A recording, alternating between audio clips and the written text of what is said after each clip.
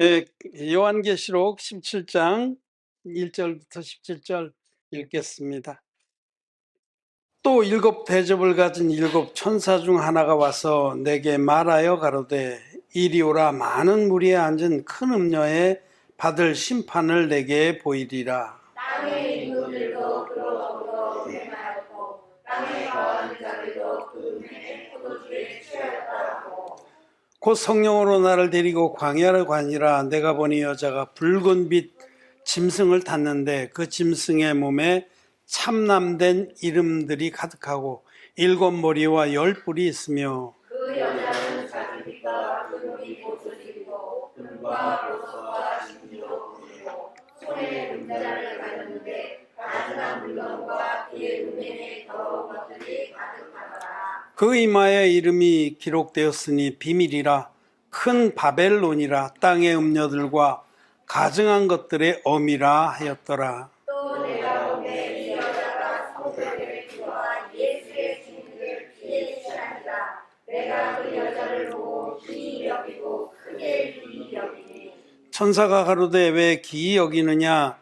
내가 여자와 그의 탄 바 일곱 머리와 열 뿔 가진 짐승의 비밀을 내게 이르리라. 내가 본 짐승은 전에 있었다가 시방 없으나 장차 무정에로부터 올라가 멸망으로 들어갈 자니 땅에 거하는 자들로서 창세의 이후로 생명책에 등록되지 못한 자들이 이전에 있었다가 시방 없으나 장차 나올 짐승을 보고 기이 여기리라. 지혜 있는 뜻이 여기 있으니 그 일곱 머리는 여자가 앉은 일곱 산이요 또 일곱 왕이라. 다섯은 막아였고 하나는 있고 다른 이는 아직 이르지 아니하였으나 이르면 반드시 잠깐 동안 계속하리라. 전에 있었다가 시방 없어진 짐승은 여덟째 왕이니 일곱 중에 속한 자라. 저가 멸망으로 들어가리라. 네가 보던 열 뿔은 열 왕이니 아직 나라를 얻지 못하였으나 다만 짐승으로부터 임금처럼 권세를 일시 동안 받으리라. 저희가 한 뜻을 가지고 자기의 능력과 권세를 짐승에게 주더라. 저희가 어린 양으로 더불어 싸우려니와 어린 양은 만기에 주시오 만왕의 왕이시므로 저희를 이기실 터이요. 또 그와 함께 있는 자들 곧 주심을 입고 빼내심을 얻고 진실한 자들을 이기리로다. 또 천사가 내게 말하되 네가 본 바 음녀에 앉은 물은 백성과 무리와 열국과 방언들이라. 네가 본 바 이 열 뿔과 짐승이 그들을 노하여 망하게 하고 벌거벗게 하고 그 살을 먹고 불러와 살리라. 하나님이 자기 뜻대로 할 마음을 저희에게 주사 한 뜻을 이루게 하시고 저희 나라를 그 짐승에게 주게 하시되 하나님 말씀이 응하기까지 하심이니라. 또 네가 본 바 여자는 땅의 임금들을 다스리는 큰 성이라 하더라. 아멘. 계시록 우리가 말씀을 보는데 이제 17장, 18장, 19장 이 세 장은 마지막 환난의 때에 다섯째, 여섯째, 일곱째나 팔, 또 그 이후에 의인들이 부활하고 휴거된 후에 부어질 하나님의 일곱 진노의 그 시대, 이 부분에 하나님께서 어떤 일을 하시는지 이번에는 다른 각도에서 하나님이 이 세상에 대해서 어떤 심판과 처치를 하실지에 대해서 말씀하신 겁니다. 그러니까 이 환난과 심판의 때에 하나님이 대적한 이 세상과 또 그 짐승, 바다에서 나온 짐승, 또 땅에서 나온 짐승, 또 그에 동조한 모든 사람들을 공의하게 심판하신다 하는 말씀을 이 계시록 17장, 18장, 19장 세 장에 걸쳐서 하십니다. 근데 이때에 이 마지막에 큰 전쟁이 있습니다. 이 땅에서 나온 짐승이 자기 세력을 다 모아서 아마겟돈, 무기또의 산이라는 뜻인 그 아마겟돈에 모여서 최후의 발악을 하는데 게임이 안 되죠. 왜냐하면 만왕의 왕, 만주의 주 대신 주님이 친히 사령관이 돼서 천군의 그 능한 군대를 이끌고 친히 이 전쟁에 참여하셔서 깨면 안 되는 거예요. 그 입에서 나오는 검으로, 예리한 검으로 완전히 멸망시킵니다.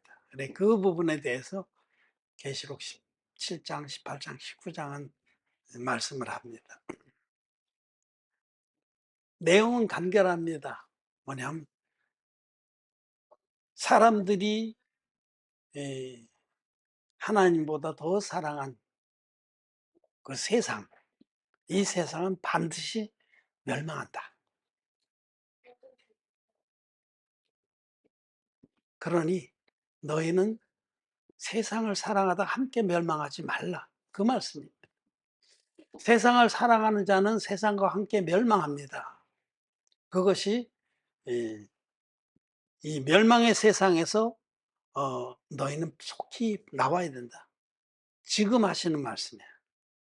지금 반드시 이 세상에 재난과 환난의 시대가 있고 그때 끝까지 믿음으로 견딘 의인들은 일곱째 나팔이 불려질 때에 후련히 부활해서 공중으로 끌어올라가는 휴거의 영광에 참여하지만 그때에 이 땅에 남아있는 모든 자들은 비참한 하나님의 심판을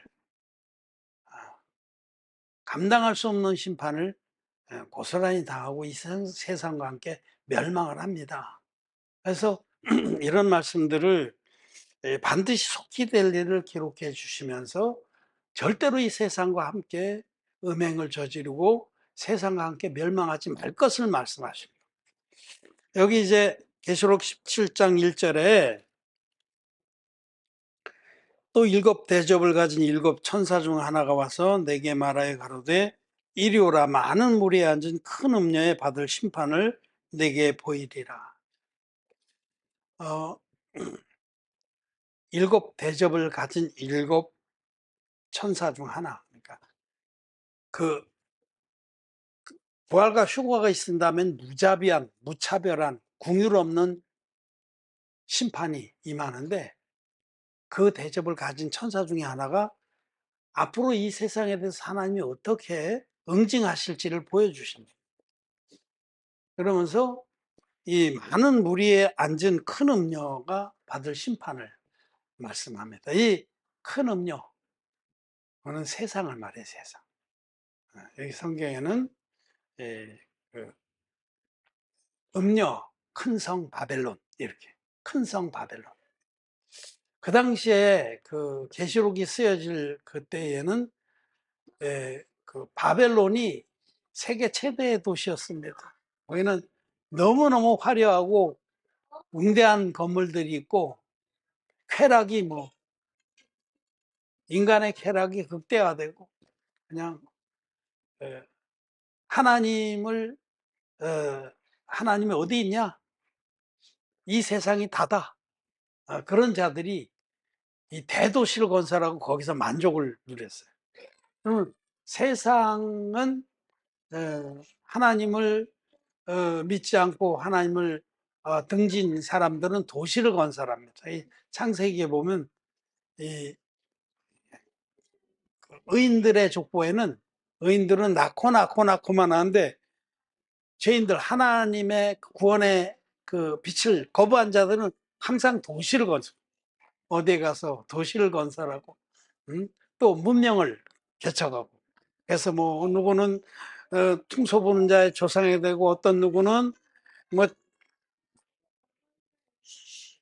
누구는 철병기를 만드는 자의 조상이 되고 그렇게 쭉 나오잖아요. 그러니까 도시를 건설하고 인간의 예술과 문명 이런 것들을 발전시켜서 그것으로 낙을 삼고 그것으로 최고의 그 삶의 행복을 추구하는 것이 도시입니다. 지금도 도시의 삶을 많은 사람들이 추구하죠. 왜냐하면 그 편리하고 풍족하니까 즐길 것들이 너무 많고 문제는 돈만 있으면 되는 거예요. 돈만 있으면 뭐 요즘 같은 세상에 음 돈만 있으면 뭐 휴대폰 하나 가지고 무엇인들 못 시켜 먹겠어요? 음 견물생심이라고 뭐 좀 보고 있는데 그 한우 곱창 300 g에 14,000원. 이걸 둘러만 이거 먹으면 되게 맛있겠다. 그런 마음이 이거 300 g은 진짜 300 g 줄까? 근데 돈이 좀 많은 사람 같으면 가지고 뭐 14,000원이 무슨 돈이겠어요? 이거 배송도 얼마나 요새는 뭐 로켓 배송 그래 가지고 얼음에 착 채워서 타오니까 그러니까 이 도시 또 이 문화, 문명 이거 인간이 개발한 이 세상이라는 것이 우리들의 마음을 사로잡습니다. 빼앗아 갑니다. 그 안에서 낙을 즐기며 살기를 탁월합니다. 세상을 사랑하는 마음이 예, 새록새록 올라와서 하나님을 잊어버리는 세대가 되는 겁니다. 근데 이 계시록 말씀은 장차 속히 될 일, 반드시 속히 될 일을 말씀하시면서 세상은 반드시 멸망한다. 하나님은 이 큰 음녀, 큰 성 바벨론을 아주 흔적도 없이 초토화시키겠다는 겁니다. 여러분, 세상은 멸망합니다. 세상 멸망해요. 우리는 세상이 영원히 계속되고 이 세상이 우리에게 모든 편리함과 쾌락과 즐거움과 풍족함을 줄 것 같죠? 그렇지 않습니다. 세상은 반드시 멸망하고 초토화될 겁니다. 여러분이 분명히 말씀을 통해서 믿을 것은 이 세상은 반드시 멸망하는구나. 끔찍한 모양으로 멸망하는 그것이 17장, 18장, 19장을 통해서 쭉 기록되어 있습니다.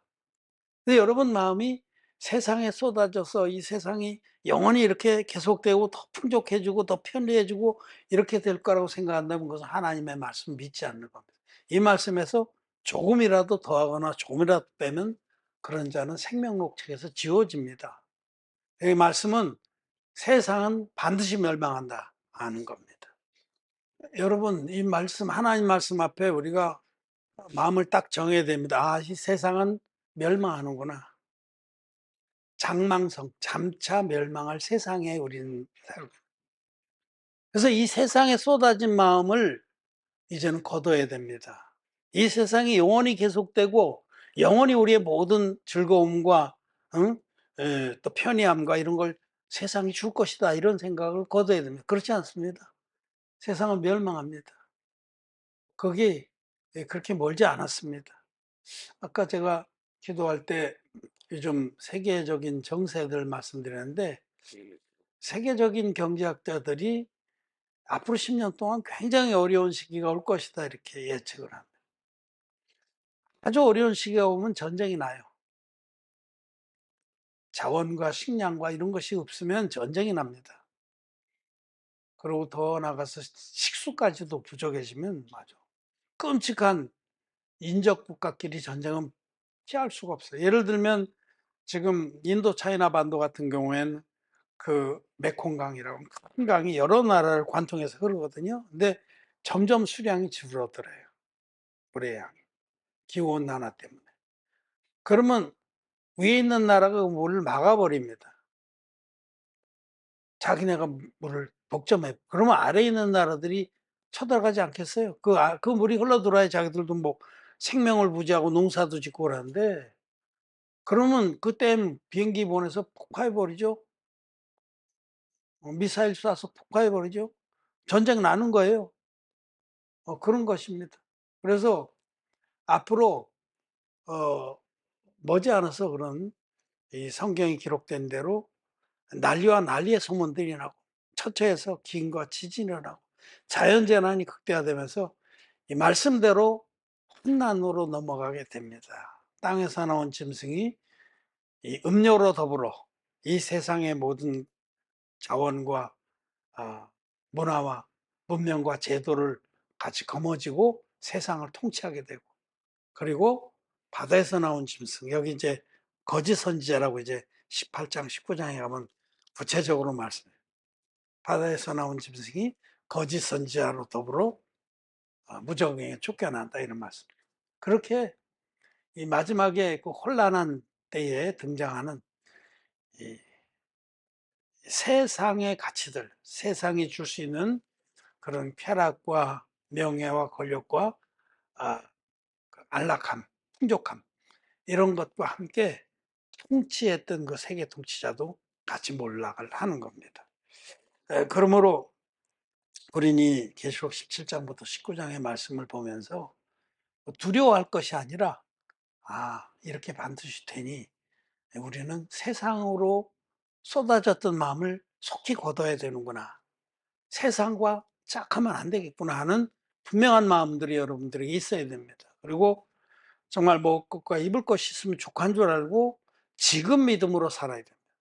지금 하나님의 진리의 복음을 전파하고 어찌하든지 하나님이 기뻐하신 일에 자기를 드리면서 지금 믿음의 길을 달려가야 되는 겁니다.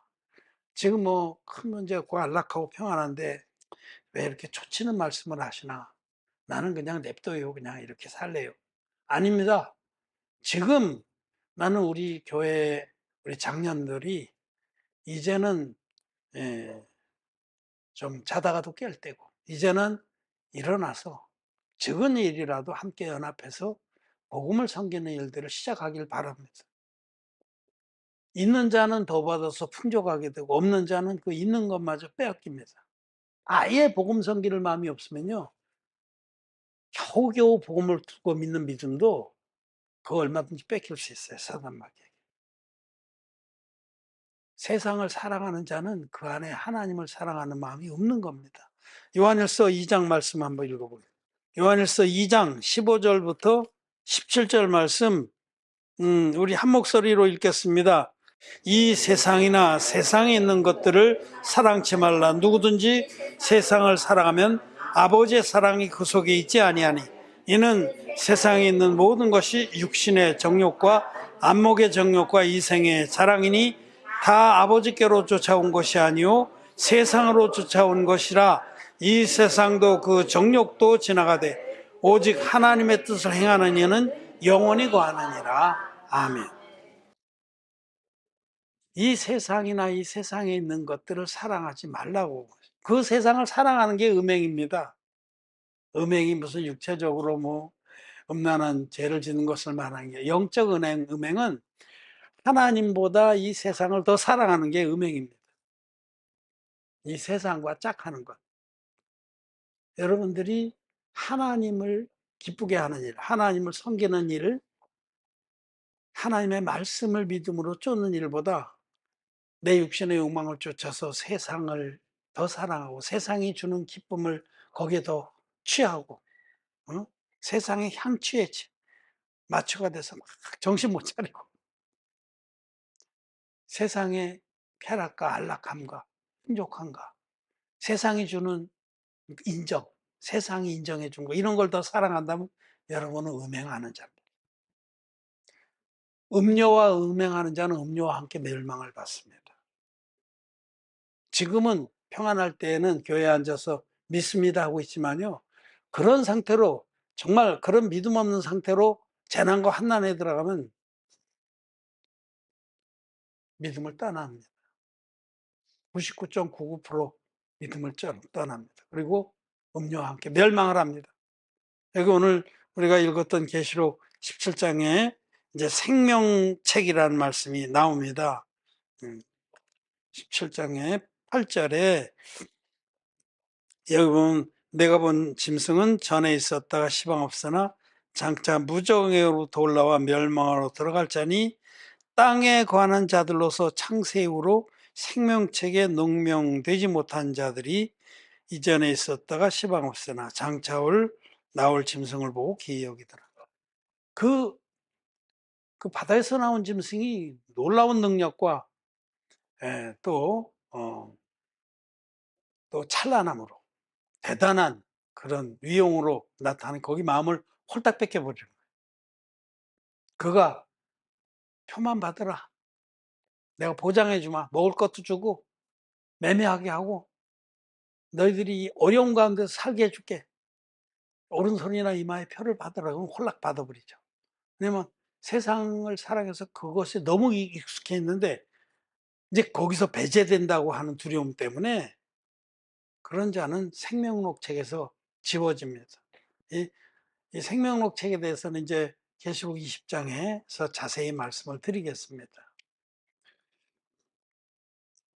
우리는 지금 이 마지막 때에 하나님이 이 세상을 반드시 초토화시켜서 없앨 것을 말씀하신 부분에 믿음을 가져야 되고, 그 멸망하는 세상과 함께 멸망을 받지 않으려면 지금 믿음으로 살아야겠구나, 지금 마음을 하늘에 둬야겠구나 하는 마음들을 굳게 하시기를 바랍니다. 계시록 17장, 18장, 19장은 바로 멸망하는 세상 가운데 우리가 어떤 믿음으로 살아야 되는가를 말씀하는데, 이 말씀을 똑같이 권면하는 말씀이 베드로전후서 3장의 말씀입니다. 8절부터 15절까지 우리 교독하겠습니다. 사랑하는 자들아, 주께는 하루가 천년 같고 천년이 하루 같은 이 한 가지를 잊지 말라. 주의 약속은 어머니의 거듭나는 것이 거짓 것이 아니라 오직 너희를 위하여 오래 참사 아무도 멸망치 않고 다 회개하게 이르기를 원하시느니라. 그러나 주의 날이 도적같이 오리니 그날에는 하늘이 큰 소리로 떠나가고 체질이 뜨거운 불에 풀어지고 땅과 그 중에 있는 모든 일이 드러나리로다. 이 모든 것이 너희를 풀어지니 너희가 어떠한 사람이 되어야 마땅하뇨. 거룩한 회개와 구원으로 하나님의 날이 임하기를 바라보고 간절히 사모하라. 그날에 하늘이 불에 타서 풀어지고 체질이 뜨거운 불에 녹아지려니와. 우리는 그의 약속대로 위에 거하는 바 새하늘과 새 땅을 바라보다. 그러므로 사랑하는 자들아, 너희가 이것을 바라보나니 주 앞에서 점도 없고 흠도 없이 평강 가운데 나타나기를 힘쓰라. 아멘. 15절까지 읽었네. 이 말씀은 그냥 오늘 계시록 17장 말씀을 읽은 결론입니다. 이렇게 되는 거예요. 이와 같이 이 하늘과 땅은 체질이 불에 타서 없어진 것처럼 초토화돼서 없어질 것이고, 주의 날이 더디다고 생각하지 마라. 하나님의 시간은 하루가 천년 같고 천년이 하루 같다니, 이 말씀을 잊지 말라는 겁니다.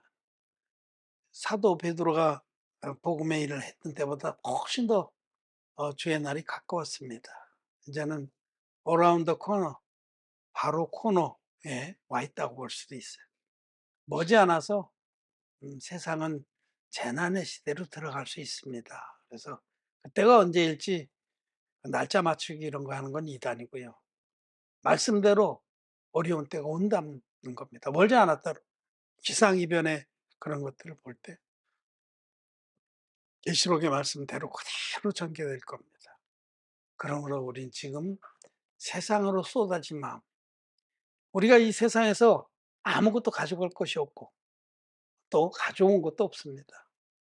우리는 먹을 것과 입을 것이 있으면 족한 줄 알고 주의 기뻐하신 뜻을 위해서 믿음으로 살다가 하늘의 보화를 쌓고 살다가 주께서 허락하시면 산채로 부활의 영광에 들어가고, 좀 시간을 더 주시면 먼저 의인으로 자고 있다가 주의 날에 우리가 호련히 부활해서 천국 혼인잔치에 공중 혼인잔치에 들어가고 또 천년왕국과 영원한 천국의 영광에 다 들어가게 되길 바랍니다. 세상으로 쏟아졌던 마음들을 속히 걷어서 하나님의 나라에 하늘 위에 쌓는 우리 성도들이 되시기를 바랍니다. 말씀 마쳤습니다.